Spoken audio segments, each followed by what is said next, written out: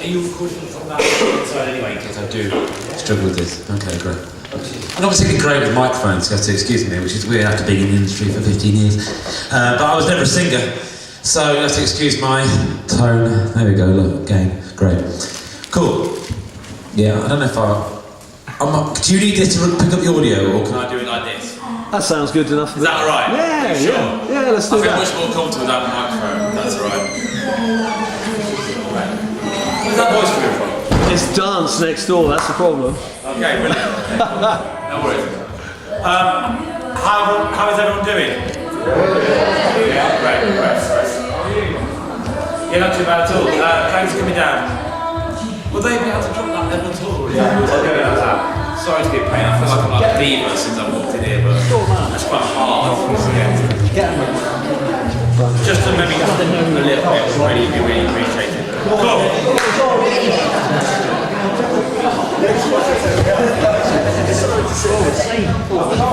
Said to stand up. Cool, thank you very much. Anyway, it's a pleasure to be here. Thank you for having me. Means a lot. A few things first. I just want to get a show of hands in the room of who is who, really. I'm never going to remember names in an hour and a half. So, who have got that it's like a producer in this room? Who produces music? Woo! Great, so we've got a couple of producers kind of there around there. Who have we got in the room that's a bass player, for example? Bass, it's all about that. Who is, I'm not going to box everyone, obviously, because some of us can be multi-instrumentalists. Who's a drummer in this room? Right. Guitarists usually get the biggest ones. Who's a guitarist in the room? Yeah, I thought so, yeah. Right. What about keyboard players? Keys, yeah. Okay, cool. They're sort of geeky to all instruments, but I'm a keyboard player, so I'll make you guys. Okay, and vocalists. Great. And the most important question of all is fundamentally who wants to release and write and perform their own music? Right. Pretty much 90% of this audience. Are they annoyed with me? That's fine. They want to come in and see your presentation. All right. Okay. Great. Yeah. Which is great. Don't feel like I'm just being deep, but it's very hard. It's just very hard to talk. And who wants to be like myself, which is just play anybody's music? No. Okay. Great. Good. Be individual. Great. So you want to be session musicians like I did. I ended up in the path of a session musician. So I played anybody else's music, and it didn't really matter what that music from metal all the way through to high-end pop. It didn't really make a difference to me, as long as I was creating music. So, welcome. Obviously this is the usual white logo I've got. You just have to bear with us. I'm going to talk, this is how it's going to run. We've got about an hour and a half, okay? And I'm basically going to have an open floor, so anytime you want to say something, or anytime you feel like you've got something to say, or you want to ask me a question, just put your hand up and I'll just take it, okay? Wherever we are in that conversation, we'll stop and do that. I'm going to talk a bit about me. I'm going to talk a bit about ICMP and what we do there. And then I'm also just going to talk to you about the music game itself, the industry. I'm going to talk to you about what it takes in 2018 to be a modern day musician, okay? And how to stay relevant, how to stay current, and how to cut above the proverbial noise that's out there. If I had a pound for every time someone said to me, how do you make it, I'd be a very, very rich man. There is no one set path, there is no one set avenue, and there's no one set of rules that will apply. But I do know this, that hard work breeds opportunity. So one thing I do know. I don't know how you'll make it, I don't know how successful you'll be, and whatever you measure success as. But I do know that hard work definitely breeds opportunity. Harder you work, the more opportunities come your way. So we'll start with that and let that percolate in. If sorry, I don't know your name.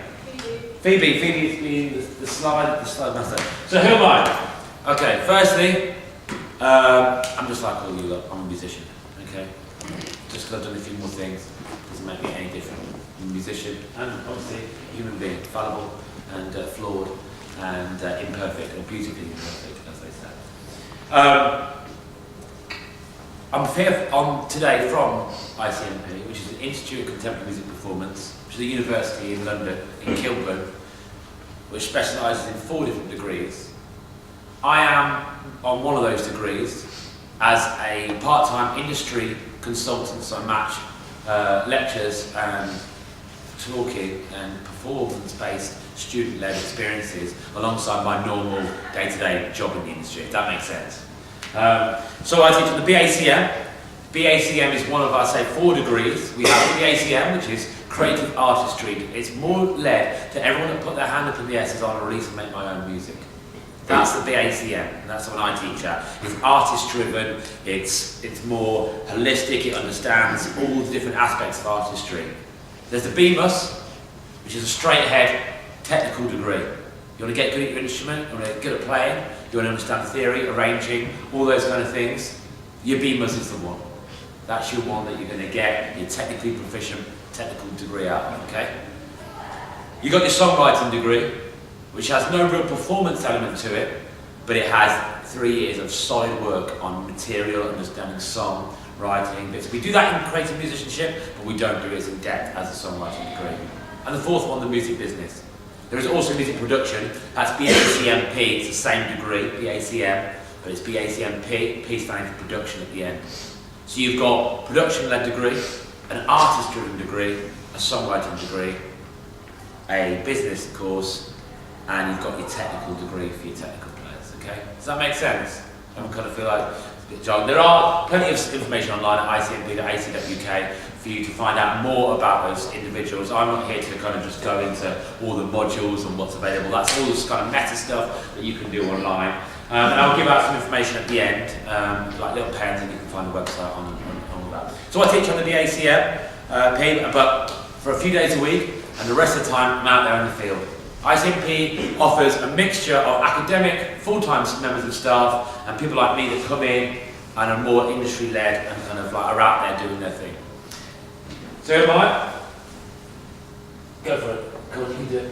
That's me talking right there, right now. I took this backstage about 20 minutes ago, right this week. No, this is from a set of industry talks that I do, not just for ICMP, but across the world. I do stuff on mental health, I do stuff on mental health and musicianship, I do stuff on artist development and like creativity and how you can get the best out of your art. And if you go forward from there, this is me at the San Siro Stadium, the Stadium of France. The one in Paris. Stade de France, sorry. Stade de France. That's it. There's me just having either I'm going to the toilet or just enjoying myself, maybe a bit too much. But having the time of life in front of that night, 75,000 people. Let's go again forward, please. Yeah. Madison Square Garden 2013, my signature arm in the air move. And one more time. It's back. It's not enough, and this is us at the Australian Stadium.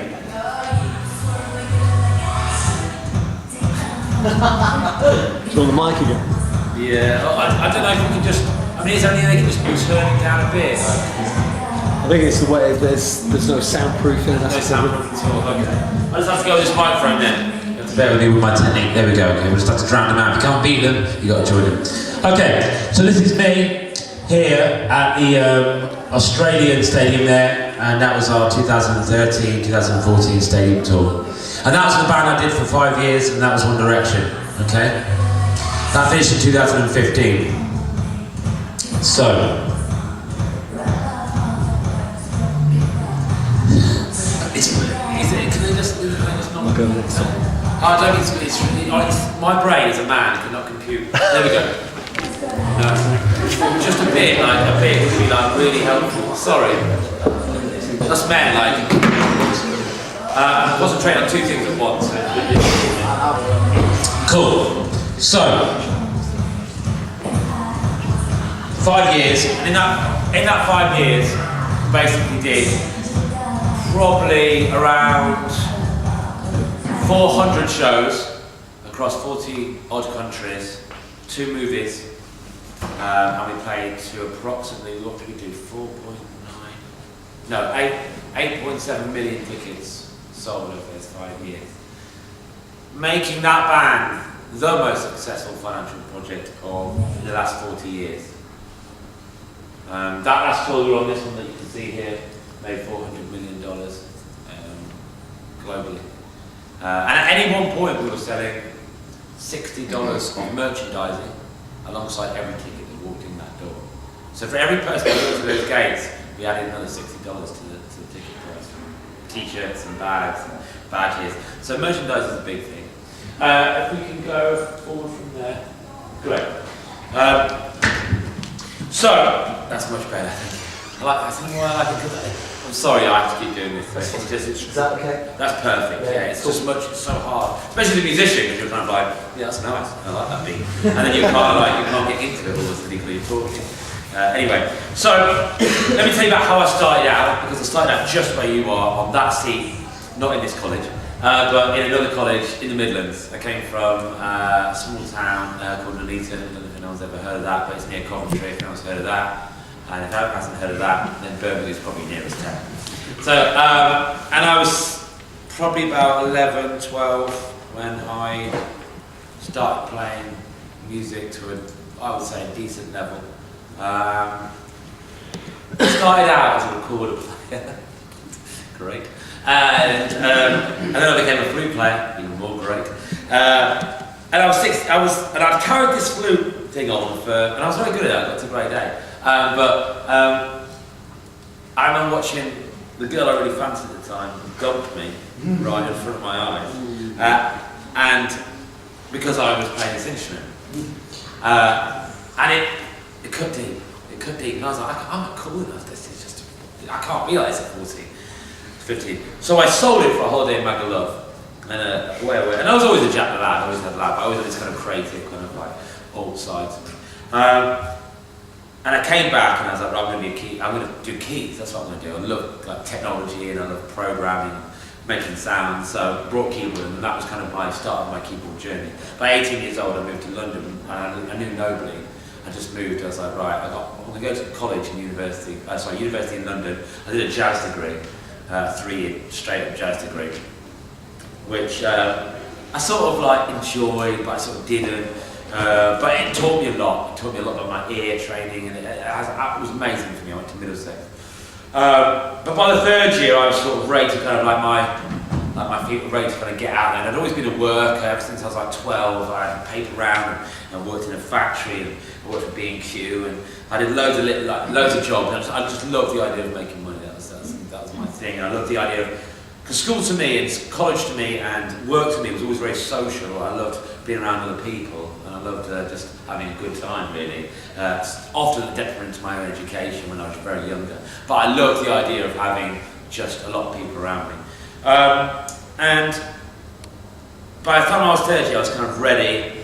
And I just started out doing theatre touring. I did a kids show. Called Romeo and Juliet. It's like a child's version. If Shakespeare had heard this now, he probably wouldn't be turning in his grave because it was pretty bad. I had this guy, he was the musical director, so he played all the keyboards, he did everything else, and I sort of did like the whistles, like the dog whistles, and like the pig noises, and all these kind of like scary sounds, when Tybalt arrives or Mercutio's there. It was all very tongue-in-cheek, but there were days when he just could not be bothered to play his keyboard. He'd drunk too much, or he just couldn't be bothered to come in. So he was like, you're going to have to do it. So I started adopting this role of becoming like supplementary musical director, and little to my knowledge did it serve me so well in the years that came to be. At the time I was like, this guy's useless. But I was really keen to step in and just play these songs. They were proper piano songs. I was like, brilliant. So I did that for about a year, and I left there, and then I became a piano teacher in schools, and it was like one-to-one, and I used to sit there, and they were like secondary schools, and nobody would turn up. Okay, this is my life now, great. And then, I didn't really take that seriously, to be honest. And I started getting like complacent, and I was turning up late, and the whole thing. And eventually, they sort of said, we don't want to come back in here anymore. So I sort of was left, but I sort of wanted to leave at the same time. And then I got a job on a cruise ship. At one point, I did almost decide to join a circus in Denmark. I went for this interview as a circus band leader. Like, all that stuff.